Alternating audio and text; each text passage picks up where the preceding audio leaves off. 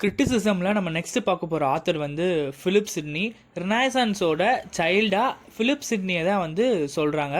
So Sydney வந்து போய்ட்டுக்கு வந்து ரொம்பவே வந்து இம்பார்ட்டன்ஸ் வந்து கொடுக்குறாரு. ஸோ ஒரு போய்ட்டை மூவ் பண்ணுறது வந்து என்னென்னா ஒரு டிவைன் சோர்ஸால் தான் வந்து முடியும் அப்படின்னு சொல்லி சொல்கிறாங்க. ஸோ ஒரு போய்ட் ஆர் போய்ட்ரி வந்து எங்கேருந்து ஸ்டார்ட் ஆகிருக்குன்னா க்ரீக் அண்ட் லெட்டின் தான் வந்து ஸ்டார்ட் ஆகிருக்கும் அப்படின்னு சொல்லி சொல்கிறாங்க.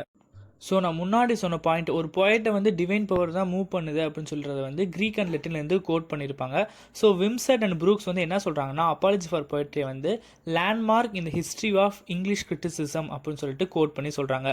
சிட்னி என்ன சொல்கிறாருன்னா poetry had fallen on the evil days and evil tongues அப்படின்னு சொல்லி சொல்கிறாரு. ஸோ நெக்ஸ்ட் பார்த்தீங்கன்னா சிட்னியோட அப்பாலஜி தான் வந்து கண்டெம்பரரி போய்ட்ஸ்க்கு வந்து ஒரு நியூ லைஃப், ஒரு நியூ எனர்ஜி கொடுக்குற மாதிரி வந்து இருந்துச்சுன்னு சொல்லி சொல்கிறாங்க. அண்ட் அப்பாலஜி ஃபார் போய்ட்ரி வந்து ஸ்டீஃபன் காசனோட ஸ்கூல் ஆஃப் அப்யூஸ்க்கு வந்து ஆன்சர் பண்ணுற மாதிரி மட்டும் இல்லை, இது அதுக்கும் கொஞ்சம் மேலே அப்படின்னு சொல்லி சொல்கிறாங்க. ஸோ காசன் என்ன சொல்கிறாருன்னா ரீடிங் போய்ட்ரி வந்து என்னென்னா ஒரு வேஸ்ட் ஆஃப் டைம், அதுக்கு வந்து நீ பெட்டரான சப்ஜெக்ட்ஸ் வந்து இருக்குது அப்படின்னு சொல்லிட்டு ஃபர்ஸ்ட் பாயிண்ட்டை வந்து காசன் சொல்கிறாரு. ஸோ அதுக்கு அகெயின்ஸ்டாக வந்து சிட்னி என்ன சொல்கிறாருன்னா எல்லா சப்ஜெக்டை விட போய்ட்ரி தான் வந்து ரொம்ப ஃபெய்த்ஃபுல்லாக இருக்கும். ஏன்னா போய்ட்ரி தான் வந்து வேல்யூஸ் வந்து டீச் பண்ணும், அதே நேரத்தில் வேர்ச்சுவை நோக்கி ஒரு பர்சனை வந்து மூவ் பண்ணும்.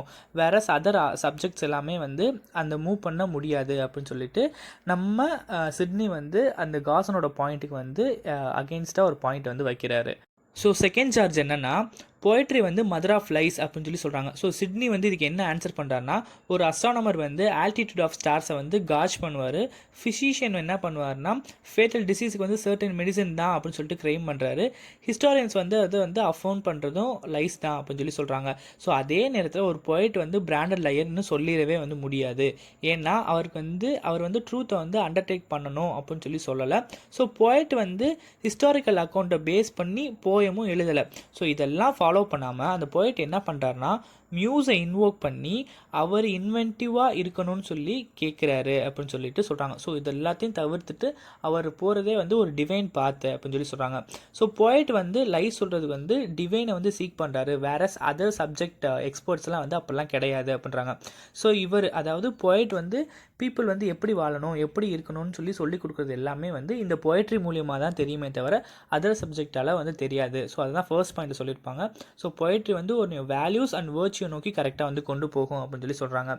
ஸோ இதுக்கு வந்து எக்ஸாம்பிள் பார்த்தோன்னா ஈசாப் ஃபேபிள்ஸ்னு சொல்லியிருப்பாங்க. ஸோ ஈவன் ஈசாப் கூட வந்து நம்பியிருக்க மாட்டார். இவர் எழுதின ஃபேபிள்ஸ் படிக்கிற ரீடர்ஸ் வந்து பிலீவ் பண்ணுவாங்கன்னு. என்ன பிலீவ் பண்ணாங்க, பீஸ்ட் வந்து ஹியூமன்ஸ் மாதிரி வந்து பேசுவாங்க அப்படின்னு கூட யாருமே வந்து பிலீவ் பண்ணியிருக்க மாட்டாங்க. ஈவன் அவரே வந்து பிலீவ் பண்ணியிருக்க மாட்டார். ஸோ நம்ம ஸ்டோரி வந்து இவ்வளோ தூரம் ரீச் ஆகுமா அப்படின்ற மாதிரி.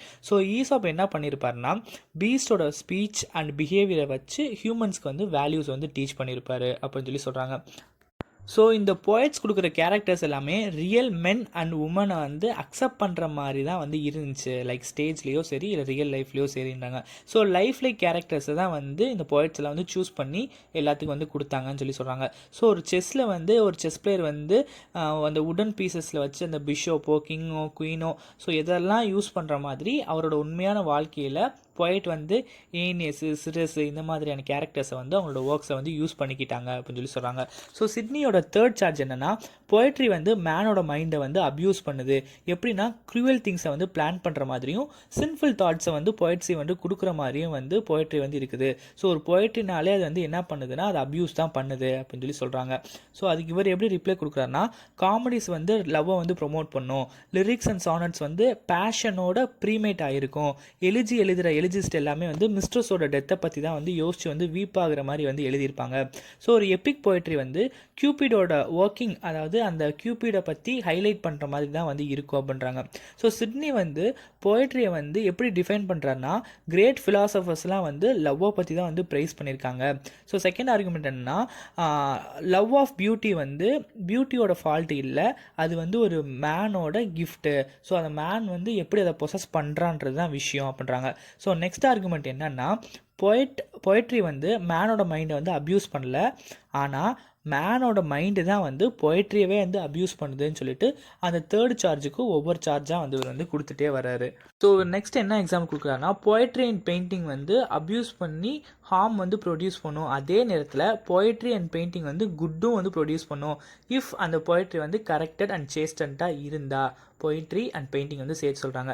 சிட்னி என்ன சொல்கிறான்னா, எந்த ஆப்ஜெக்ட்ஸும் குட்டும் பேடும் இல்லை, இது வந்து டிபெண்ட் ஆகும் யாரை பொறுத்தனா ரீடர்ஸ் பொறுத்தோ இல்லை யூஸரோட ஆட்டிடியூட் பொறுத்தோ அப்படின்னு சொல்லி சொல்கிறாரு. ஸோ இதுக்கு எக்ஸாம்பிள் கரெக்டாக என்ன கொடுக்குறாருன்னா, ஒரு ஸ்வாடு, அந்த ஸ்வாடை வந்து ஒரு நைட் கையில் கொடுத்தா அந்த கண்ட்ரியை வந்து அவன் டிஃபென்ஸ்க்காக வந்து யூஸ் பண்ணுவான். ஸோ அதே நேரத்தில் அது ஒரு கொலகாரன் கையில் கொடுத்தா அவன் வந்து என்ன பண்ணுவான், யாரனாலும் வந்து குத்தி கொள்ளலாம். ஈவன் அவங்க மதராக இருக்கலாம், இல்லை ஃபாதராக இருக்கலாம், இல்லை ரிலேஷனாக இருக்கலாம், யாரனாலும் இருக்கலாம். ஸோ ஒரு கத்தி தான் அது யூஸ் பண்ணுறவங்களோட ஆட்டிடியூடில் தான் இருக்குது. அதே மாதிரி தான் வந்து போயமோ அப்படின்னு சொல்லி சொல்ல வராங்க.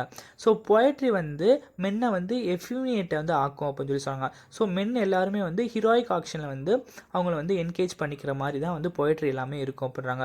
ஸோ பொயட்டோட டிஸ்கிரிப்ஷன் தான் வந்து ஹீரோயிக் வாரியர்ஸே வந்து இன்ஸ்பயர் பண்ணுச்சு. ஸோ இவங்கள மாதிரி பொயட்ரி எழுத முடியலையே, ஸோ அட்லீஸ்ட் இவங்க எழுதுகிற மாதிரி இருக்க கேரக்டர்ஸ் மாதிரியா நம்ம ஆகும்னு சொல்லிட்டு அவங்க எல்லாரும் என்ன ஆகிறாங்க, ஹீரோஸ்லாம் வந்து இன்ஸ்பயர் ஆகிறாங்க பொயட்டோட பொயட்ரியை படிச்சுட்டுன்னு சொல்லி சொல்கிறாங்க. ஸோ இந்த வாரியர்ஸ்லாம் வந்து கிரேட் பொயட்ஸோட ஒர்க்கை பேட்டில் ஃபீல்டுக்கு எடுத்துகிட்டு போய் படித்து இன்ஸ்பயர் ஆகி பெரிய பெரிய வாரியர்ஸ் ஆகியிருக்காங்கன்னு சொல்லி சொல்ல வராங்க.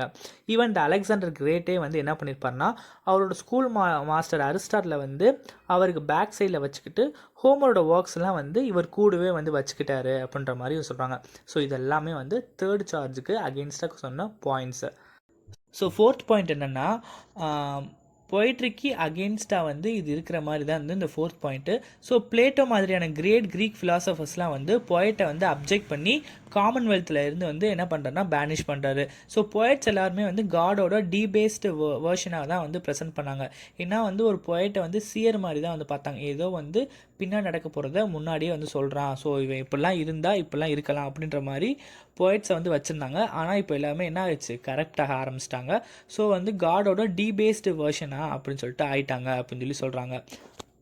ஸோ இந்த ஃபோர்த் பாயிண்ட் வந்து எப்படி கன்க்ளூட் பண்ணுறேன்னா, யாரெல்லாம் வந்து பொயட்ரி அப்யூஸ் பண்ணுறாங்களோ அவங்கள மட்டும் நான் பேனிஷ் பண்ணுறேன், அதே நேரத்தில் ரைட் டைப் ஆஃப் பொயட்டை வந்து ஹானர் பண்ணுறேன்னு சொல்லிட்டு பிளேட்டோ சொல்லியிருப்பார். அதே இதில் நானும் ஆமோதிக்கிறேன்னு சொல்லிட்டு சிட்னி வந்து முடிச்சிருப்பார். ஸோ கன்க்ளூஷன் என்னென்னு பார்த்தீங்கன்னா, எல்லா கிரேட் ரூலர்ஸும் வந்து பொயட்ரியை தான் வந்து ஃபேவர் பண்ணாங்க. ஸோ பொயட்ரியில் இருக்க மெட்டாஃபர், மீட்டர், டிரெக்ஷன் எல்லாமே வந்து அவங்களோட பொயட்ரி எல்லாத்துலையும் இன்க்ளூட் ஆகணும்னு நினச்சாங்க.